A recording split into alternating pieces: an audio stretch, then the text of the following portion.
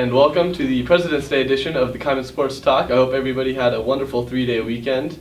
Joining me today at the table are Alex Valdez, Colby Kicking Woman, and freshly minted Law student Jesse Flickinger. We brought you guys here today because you are experts on the Lady Griz. You both cover them. Give us a brief overview of their season so far. Alex?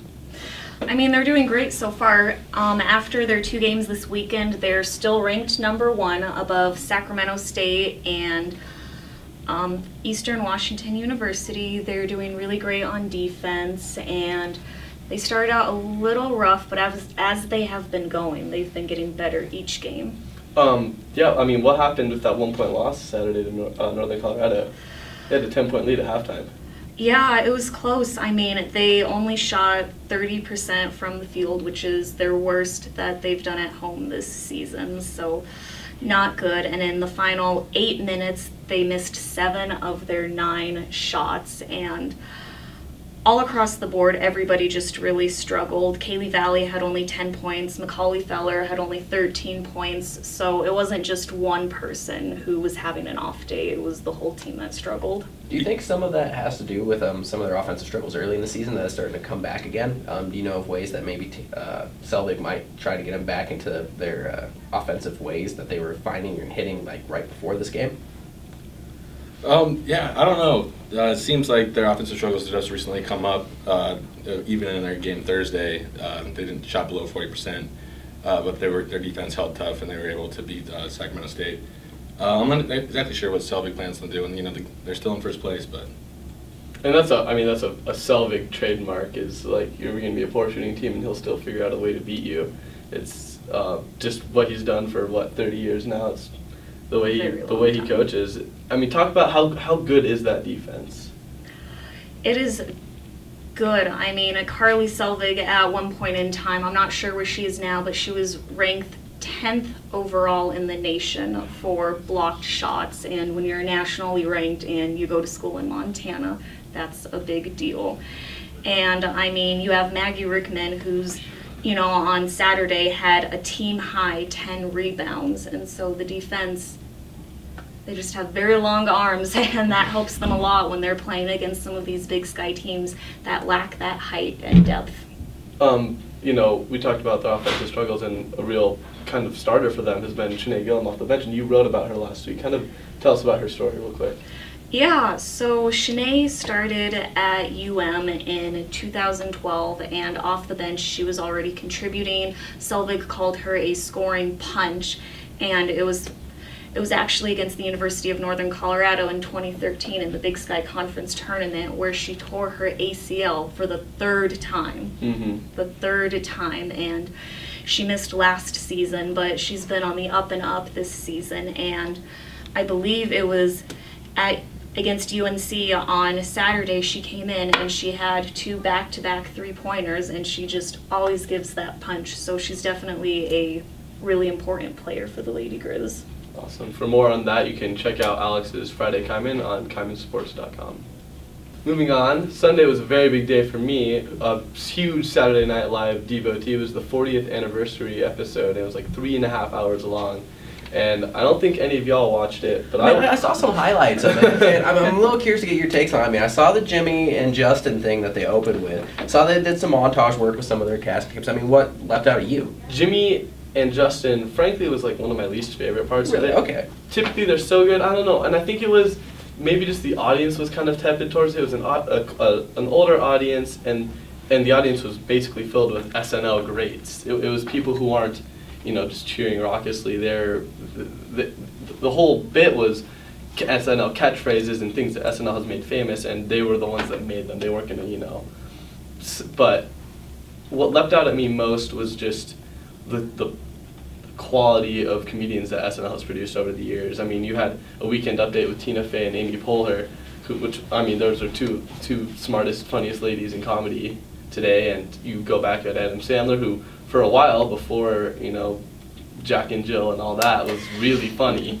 And then Bill Murray even. You have all these greats, and I loved it so much. It was amazing. Go around the table real quick. Favorite SNL cast member? Favorite SNL cast member, I would have to say Bill Murray. Bill Murray, There's a yeah. toss-up for me between him and Chevy Chase, and Chevy Chase is just too big of a dick.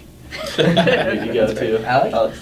I'm not a hardcore follower of SNL, but I've always thought the two guys who do the Hans and Franz skit, that always gets me. Yeah, there's a lot of people to pick from. Like you said, there's so many good comedians. I'd probably have to say Will Ferrell. He just did so many good things. And over the they years. did the Jeopardy skit. They did the right? Celebrity Yeah. Jeopardy was the hardest I have laughed, maybe ever, honest to God. Like, I mean, I've always loved those SNL, or those Celebrity Jeopardy skits, and I think that was the very best one. It was absolutely, I was dying. Favorite? It's tough. I mean, I want to say Adam Sandler because, I mean, Billy Madison and Happy Gilmore were very strong parts of my formative years. But I That really explains like a lot. Yeah, I really like Chris Rock. I mean, stand up and what he was able to do after, especially being, after Eddie Murphy, one of the first black comedians to really come out of SNL. I feel like it's really strong. Mhm. So. And that's just the sad part about Adam Sandler is just how far he's kind of fallen off. I mean, he put out some of the funniest movies. And he's clearly just phoning it in, but movies like Big Daddy, those are Yeah. great flicks, man. Or even like Little Nicky. A lot Yeah, of those movies. are good movies. A lot of ones that just slip your mind. Yeah, exactly. And for those of us who didn't watch Saturday Night Live on Sunday, we watched the All-Star Game, which I was watching Saturday Night Live, I missed it. Fill me in on what I missed. So the weekend overall was fantastic. I mean, you start out with the Celebrity Game, which I don't know is a personal favorite of mine. I mean, Kevin Hart comes out here, takes the MVP, proclaims that it's Black History Month, so this is why he's receiving it. But then hit a touching tribute with Stuart Scott. I mean, Stuart Scott had been a big part, and he passed away recently. And I don't know, that really started off All-Star Weekend strong for me. And then, you get into skills competitions. Chris Bosh can still hit half-court shots amazingly well. Steph Curry, I mean, we had a great three-point lineup. I mean, the players... I think maybe the best ever. Yeah, I think it was pretty bad. But Steph Curry came out in a way and put up something like 27, 28 in the final round. I mean, he broke the record by quite a bit, Unreal. Yeah, and then, dunk contest, Zach Levine. Zach Levine was a dirty boy that I mean, night. he's got ups. Yeah, you can't deny that. His head was at or above the rim for sure. Honestly, I saw on Twitter, people were asking, does he have the most ups in NBA history? He was bouncing out of the gym. It's crazy. He's only 19. Yeah. I mean, Andrew Wiggins, that'd be crazy to see them dunk in practice or what they do together. I was really excited for what I thought Greek was going to pull off. And I mean, things kind of conspired against him, I thought. That's the thing about the dunk contest, though, is, if you don't hit it on the very first try or you try to do something super crazy, it just makes it more difficult. It doesn't have that same effect as, Zach Levine going up and going behind the back and throwing it down. Yeah. And it happened some with Oladipo, too, when, took him, I think, 2 tries to nail that on that backwards dunk. Well, and I mean, some of these guys are really good dunkers. I remember last year, I was so excited to see Damian Lillard. And Damian's dunks were good last year, but he's just more of an impressive in-game dunker, I think, than There's a little bit of a difference. But at least they went back to the old format this year. Where it wasn't thank the God. dunk That was so teams. awful. And I thought it was going to be good, and it just didn't work out last year. It was a sad state of affairs. But then, moving towards the All-Star Game, Russell Westbrook, holy cow. He comes off the bench, and he's not necessarily starting, and he just starts shooting threes, he starts shooting threes further and further and further away, and I think he nails his first, 3 or 4. By the time he shoots that last one, the heat check was super on. It's damn near half court, but I think he put in about 40 points. He's 41 points. He was a point away from Wilt Chamberlain's record, yeah. I was just getting, watching the highlights, I was getting flashbacks from, Jimmer era BYU games. Oh, yeah. Obviously in the All-Star game, you don't really worry about what shots you're taking, but, the green light that Jimmer had, Russell was, taking full advantage of that. I thought it was awesome. Yeah, it's crazy how many records were broken in that game. Russell Westbrook had 27 in the first half, 321 points combined. The West won by, 5, 163, 158. And, the most three-pointers ever attempted in the game. So you can definitely see where the NBA is moving towards. Yeah, absolutely. Well, that's it for our 3rd installment of Kaimin Sports Talk. Thanks for checking us out, and be sure to like us on Facebook and follow us at Kaimin Sports on Twitter. Have a good week.